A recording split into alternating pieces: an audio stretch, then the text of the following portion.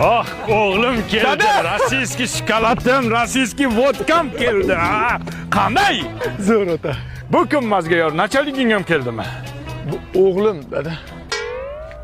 O'g'lim? Ismi Vilat.